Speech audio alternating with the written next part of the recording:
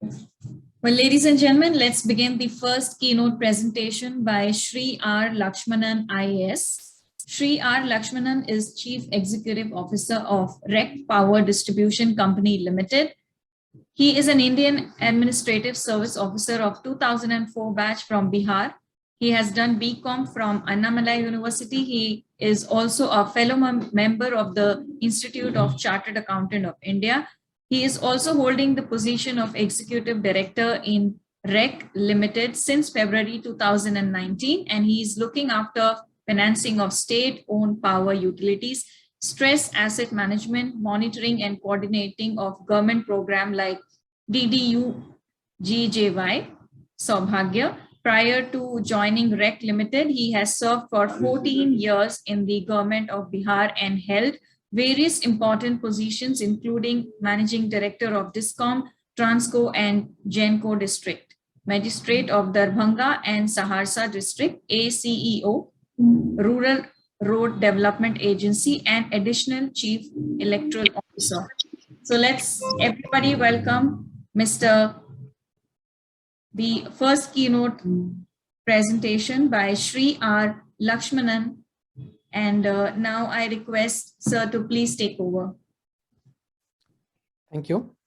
Thank you. For the introduction. So at the outset, it's a pleasure to be part of this discussion. I think Shardul had, briefly outlined what are his expectations from this deliberations.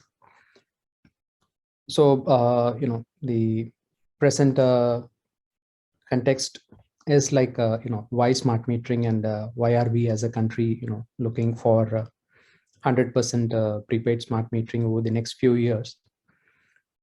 So if we, take stock of where we stand in power sector in India as we are today, in the last few years, I think we have been able to address the key challenges of access and capacity.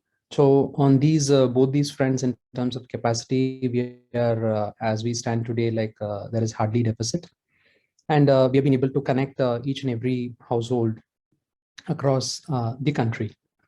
So that's a big achievement for us as a country as we stand today.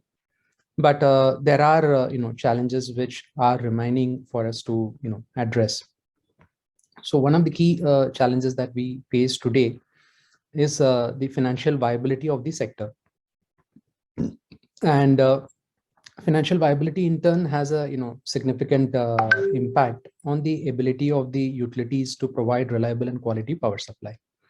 So these both are very closely intertwined. And apart from access we have done, but then like again the desirability of 24/7 quality power supply is again a key challenge which remains to be addressed. And on the other front, the overall the energy mix that we are looking at in terms of decarbonization and the energy transition that we are looking at.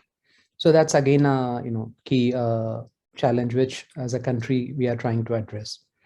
So keeping these two broad 2 or 3 broad challenges in mind, Government of India had come up with the new scheme which was announced in the last budget, and that is the revamped distribution sector scheme, which has linked reforms and results to the funding for infrastructure, which can go on to improve the financial sustainability, reliability and quality of power supply. And within that overall framework of the scheme, one of the key interventions is moving towards a prepaid smart metering ecosystem. So I think utilities as they stand today, like some of the key challenges that they face in terms of achieving financial viability is their ability to do correct timely billing, though it may appear very simple, but then like many utilities currently like are faced with this basic business process challenge to deliver a correct bill timely. So that has been a key issue for the larger utilities which are having a larger rural urban mix. And the overall cash flow cycle of the utilities are highly stressed both in terms of the normal consumers not paying due to various reasons, and on the other side, their inability to get the subsidy and the government related power purchase dues. So with this background, I think the prepaid smart metering could be a effective solution in terms of providing a platform for the utilities to ensure that the basic function of delivering timely bills is taken care of, and it is being thought of in prepaid mode. So that would normally ensure that the collection happens upfront. So that changes the cash flow structure of the power utility business, where it becomes postpaid to prepaid. So that goes a long way in easing out the distribution utilities cash flow cycle, and that in turn ensures that transmission, generation, renewables, so everything else gets freed of the cash flow stress. And on the other side, the prepaid smart metering ecosystem also provides or becomes an enabler for the energy transition process as well, wherein there is a possibility of implementing time of the day tariff, or to ensure that there is effective demand response, or to have the ability to predict what is the demand. Your demand forecasting becomes more accurate. So as we stand today, most of the utilities don't know what is their connected load on the system. They may have a historical data, but then that doesn't reflect the reality of each and every consumer.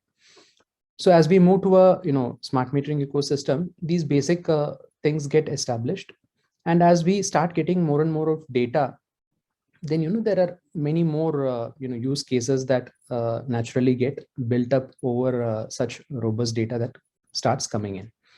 And it will go a long way in your ability to do energy accounting, or the condition monitoring, proactive or predictive maintenance.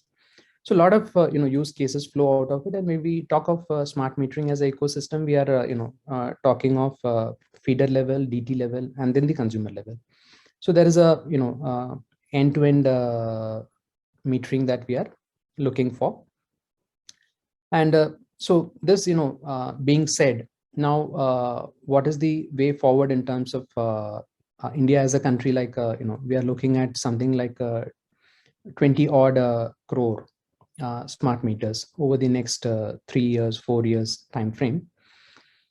So that's a huge ask in terms of the ability of all the stakeholders to come together and deliver this ask. So on that front, a lot of efforts are being made in terms of understanding what are the requirements, what are the learnings from the pilot projects that have already happened in the country and globally. So with that, few things that have been done to ensure that this journey moves forward. First thing is this is getting funded through the RDSS scheme. It is getting budgetary support from the scheme. And second, the state utilities or the state governments are also encouraged to top this up with their own contribution, so that the initial upfront. So just to have a clarity, we are envisaging this implementation in a TOTEX mode. So which is there is a partial capex which gets paid to the implementing partner, and rest is expected to be invested by the implementing partner. And especially conceiving this mode of implementation was essential, because the ability of the current distribution utilities to handle a smart metering ecosystem in terms of the competencies and the technical requirements, and to ensure that the system performs at 98%, 99% SLA. So has been a challenge even in the pilot projects. So it was thought that it's better to partner with the industry in terms of collaborating and leveraging each other's strength.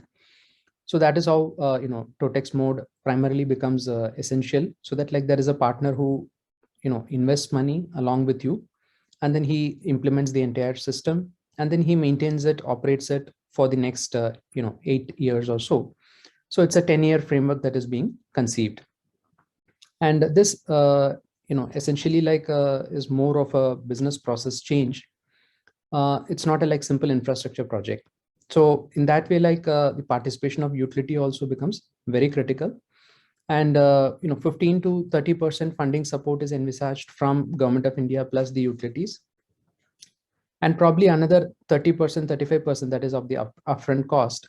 If you take the total 10-year life cycle cost, maybe 60% could be upfront and 40% or 30% could come over the O&M period. So out of the initial 65%, probably like 30% could come in from Government of India plus the state government and utility, and balance around 35% of the overall life cycle cost may have to be funded by the implementing partner. So with this as the framework, already like the Government of India has come up with the standard bidding document, so which tries to ensure that the procurement is standardized, and the commercial contract is also standardized, and what are the deliverables in terms of the software requirements, what are the deliverables in terms of the meter specifications. So a major attempt is being made to keep the procurement contract and the payment security mechanism and the technical specifications of the software and meter standard to a large extent. This has been done over a period of a couple of years with a detailed stakeholder consultation with the industry, with the utility, so that once we are we are into the implementation, then with standardization, then the speed of implementation definitely improves. So these are being attempted to through the standard bidding document and the standard contract and the standard specifications that have already been published. And as we are embarking on this journey, there was felt need from the learnings of the pilot projects that it's important that the prospective bidders or players are asked to demonstrate their solution. So with that objective in mind, empanelment process has been started. The request for empanelment is already published, and there was a pre-bid kind of meeting in which we had received queries, and we are in the process of responding to that.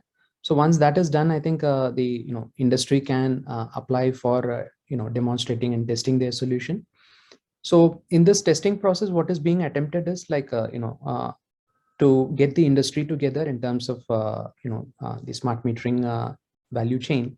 There are different components, so all of them integrate or work together, and then come up as a unit, and then demonstrate their solution. And once a particular solution gets demonstrated, then each of the components as well as the main the lead player, they all get empaneled in their respective components. And there is a flexibility which is also kept. So when you change the component or the combination, it's not essential that you'll have to again come and get yourself tested or empaneled. So you may change the components or the solution with one or the other empaneled component or the OEM.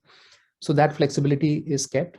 And once you are empaneled, then that becomes one of the eligibility criteria for participating in the bids that would be invited by the utilities.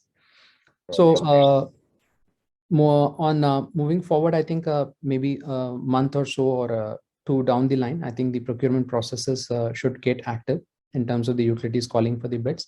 Some of the bids that were called, they have been temporarily put on hold to ensure that this empanelment process happens. And after that, the utility procurements are permitted.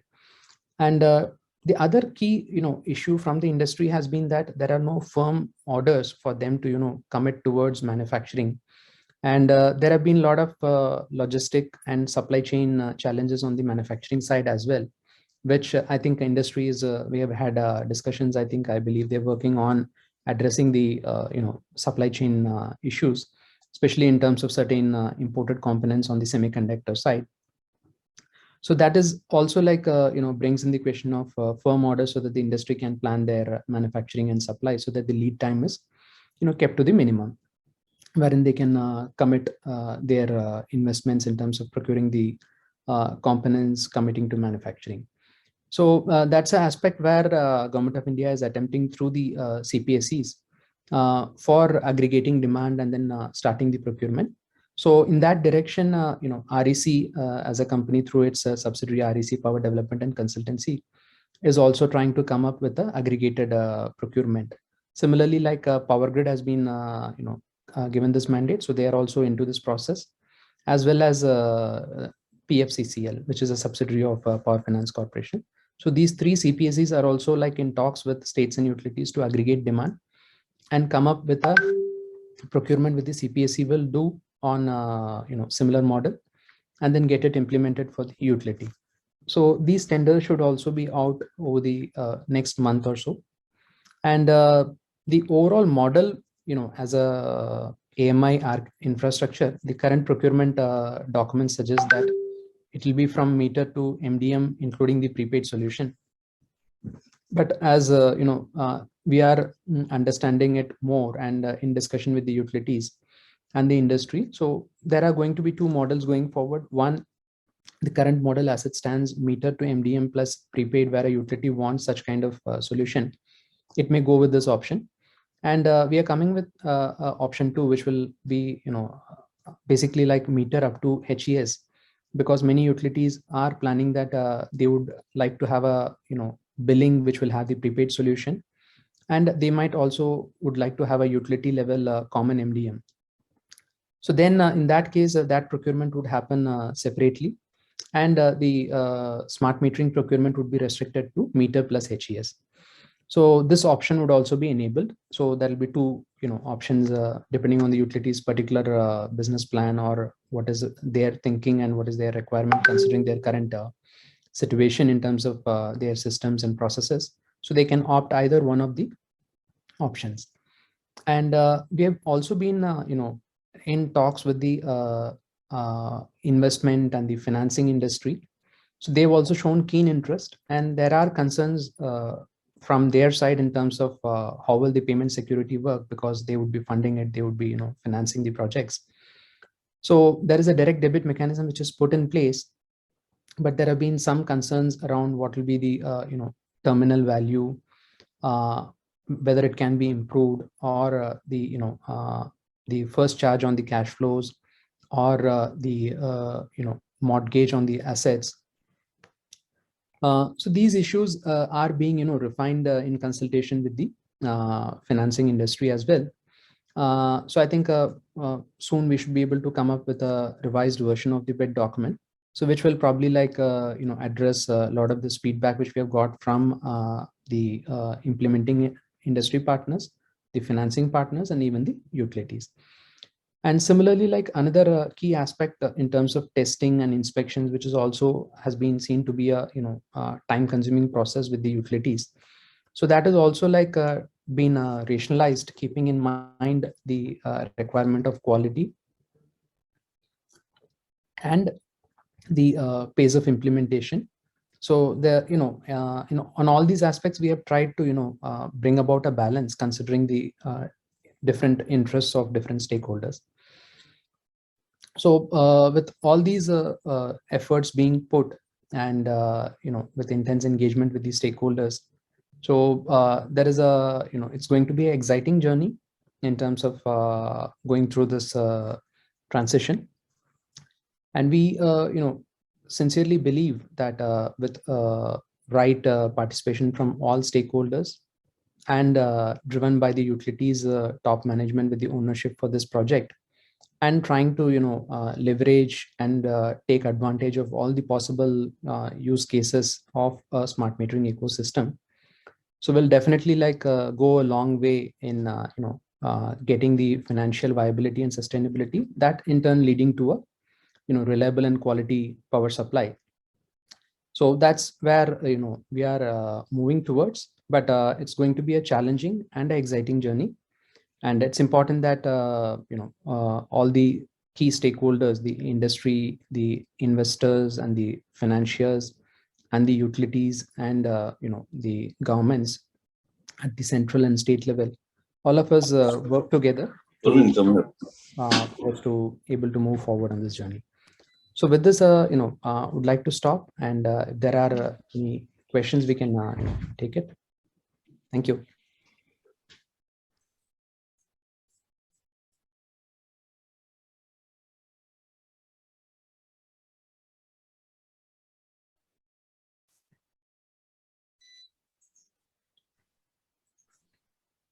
Anyone with any questions? So there are questions. I would request you to please have a look at your chat box.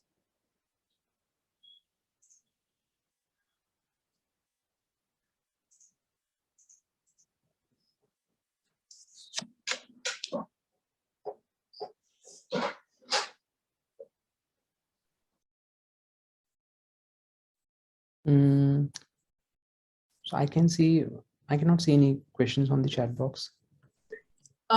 Just wait for a second, sir. You will receive it in a bit.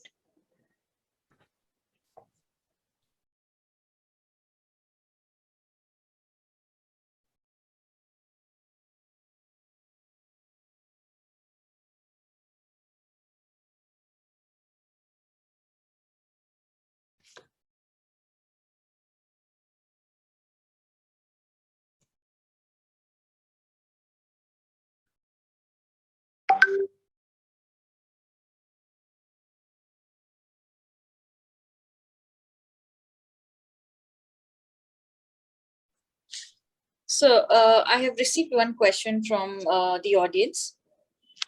So the question is, what are the associated measures that are planned and undertaken to ensure the smart meter programs?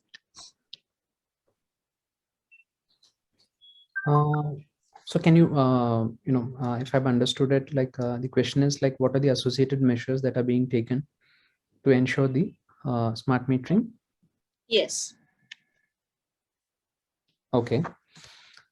I think some of the associated, measures that are being planned. One, in terms of, even this test bed or the demonstration, that I think would be a key, enabler in the journey. Because as we are going through this process and in discussion with industry, we see that this is ensuring that the different OEMs in terms of meter, HES, MDM, the system integrator, and the billing solution providers, they are coming together to get integrated with multiple combinations and then demonstrate the basic functionalities and basic solution. So as we have seen, like in the past implementations, this integration and the availability of multiple options has been a serious constraint. So with this test bed and demonstration, I think that part of the piece is getting strengthened, like with more players getting integrated, and then they have options to work with. So that brings in flexibility and more competition, and more prices being more competitive. And second, in terms of as I mentioned, like the rationalization of the testing and inspection requirements, that again will ensure that there is a sufficient efficiency that is brought into the process, so which will cut down on the time of implementation. And third, I think which as a key enabler, which I think is like the CPS is being brought into to do the demand aggregation and do a larger size procurement. So this actually like takes care of the industry's concern of a counterparty risk, where the procurement is done by CPSC. Then for the industry which is investing, the counterparty becomes the CPSC, and then the DISCOMs become the counterparty to the CPSC, which is in a better position to handle the payment risk vis-a-vis the DISCOM. So these are, I think I would say 2-3 things, major ones which are being done to ensure that we are able to move fast on this journey.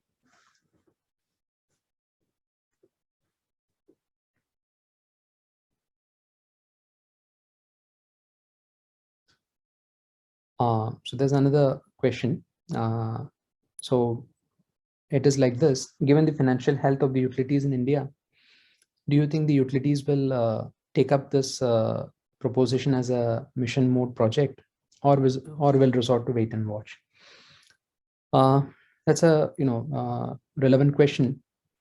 So it's essential, as we discussed, this project is being, thought of in a TOTEX mode. So wherein 15% or 22%, or in the case of Northeast, it goes up to 30%. Investment is coming from the scheme, that is from Government of India, and maybe another 10 to 15% the utility of the state government funds, and rest of the investment needed for this project comes in from the private partner, the industry. So that essentially ensures that the discoms need not have to invest upfront in terms of putting up a AMI ecosystem. So that gives them a lot of comfort, and as has been the experience from the pilot projects and other implementations which are going on in the country and elsewhere, there is a significant revenue improvement, cash flow improvement that has been witnessed for the utilities. For example, in some of the projects that have been implemented in states like Haryana, Delhi, UP, Bihar, their consumer revenues have gone up by anywhere between 200 to 300, 400 rupees. And apart from that, there are other benefits in terms of improving the reliability, quality, demand forecasting. So there are other use cases which have not been clearly monetized. So with all these benefits coming in, the overall system level costs and the system level revenues for a discom arising out of a AMI project is likely to be significant. And since this project is getting paid out on a capex plus opex model, and capex is significantly funded from the Government of India support, the financial burden on the utility would be significantly less, and and whatever are the monthly rentals that they have to pay for the opex period will most likely come out of the improved revenues and savings in costs. So that should ensure that the projects are taken up by the utilities in a mission mode. And there is also a push and from the regulatory and policy side. So through the scheme also, this is being pushed as a mandatory intervention that is to be taken up by the utilities, and that is also supported by the metering regulations of CEA, and also the energy accounting regulations of Bureau of Energy Efficiency. So all these things put together, so we believe that utilities should be able to take this up, because it is beneficial as well as it is mandated by rules and regulation and policy as well. So there is one question. Over the years, and with RDSS now rolled out, how has India progressed and worked around the challenges of discoms and their consumer centricity, and how do you see it going forward?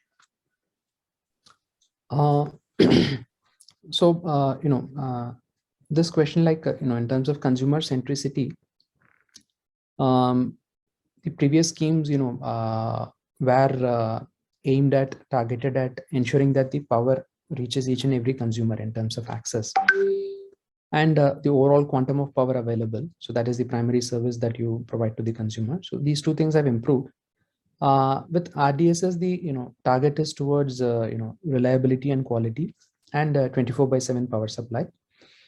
So with that, as the central theme, which is the primary, consumer wants that power should be reliable and it should be quality power.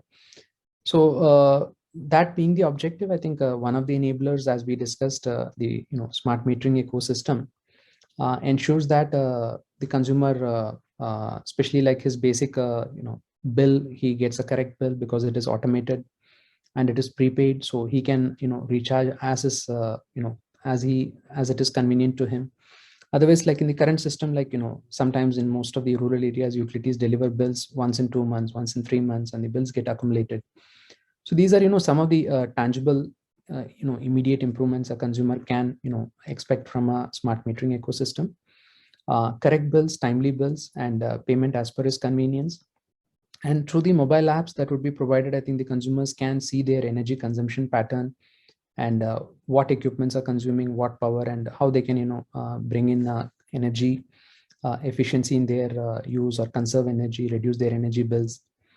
And in terms of the ability of the utility to ensure they are able to improve their reliability, so AMI ecosystem also throws up a lot of predictive analytics in terms of the condition monitoring of the feeders, DTs, and where a breakdown happens, nobody has to complain, so they can proactively respond to breakdowns, or even prevent breakdowns, improve their systems.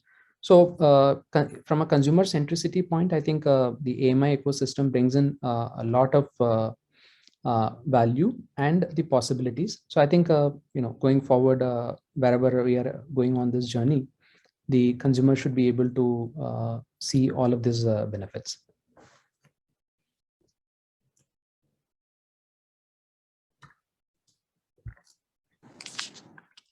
So there's one more question. Yes. Although there is an inherent incentive for discoms, such as loss reduction and operational efficiency improvements, do you feel the grant of 15 to 22% is inadequate to stir a mass scale smart metering and AMI adoption for utilities, or this may lead to the rollout being limited to select customer categories only?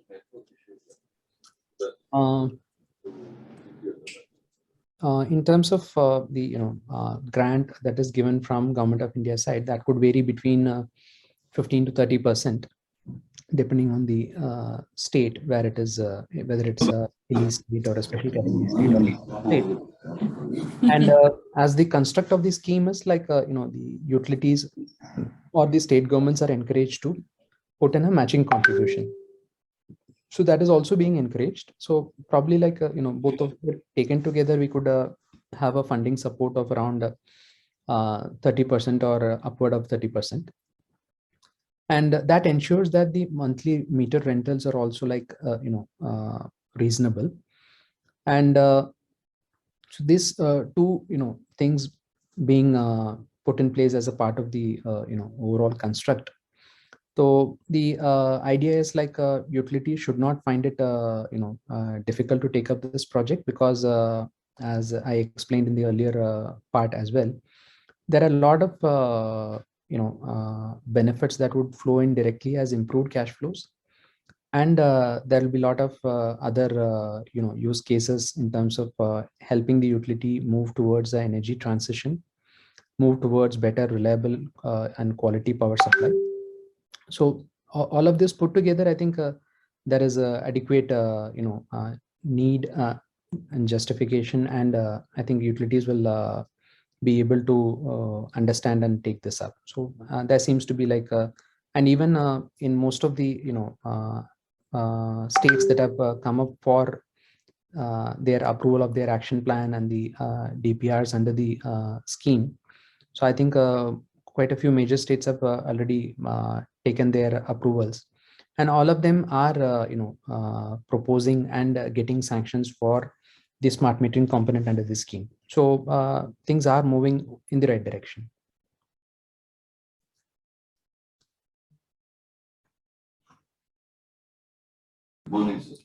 There's one last question for you.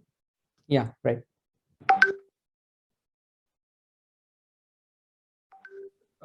So please check your chat box.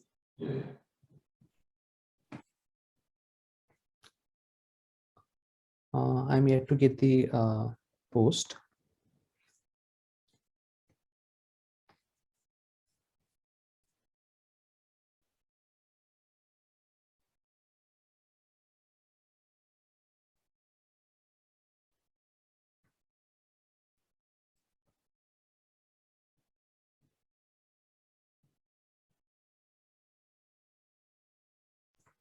So there are multiple questions, so we are just filtering out the best one. Sure.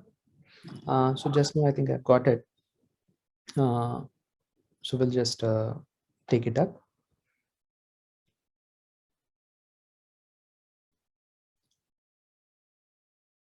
Right. So this question is about the investor sentiment and the role of industry in such a large scale program for 100% smart meter coverage. So this again is a important and a relevant aspect. In fact,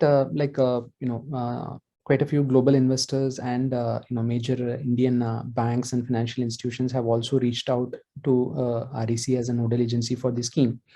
So we have had discussions with them in terms of understanding what is their need, what is their requirement, and they have appreciated the payment security mechanism that has been put in place, the overall the commercial construct of the contract in terms of the security, not only payment security, but security in terms of the asset mortgage and the terminal payment value. So all of that has been taken in the right spirit by the investors and the financing community. But they've also come up with a few improvements or suggestions, so that are being taken into account while we are coming up with a revised version of the bid document and contract. And similarly, like in terms of the other part of the industry, which involves the lead bidder in terms of who could be a EPC contractor or a developer, along with the different OEMs of meter, HES, MDM, system integrator. So all of them, the major players have shown interest, and they are in active discussion with us. So we are also engaging with them.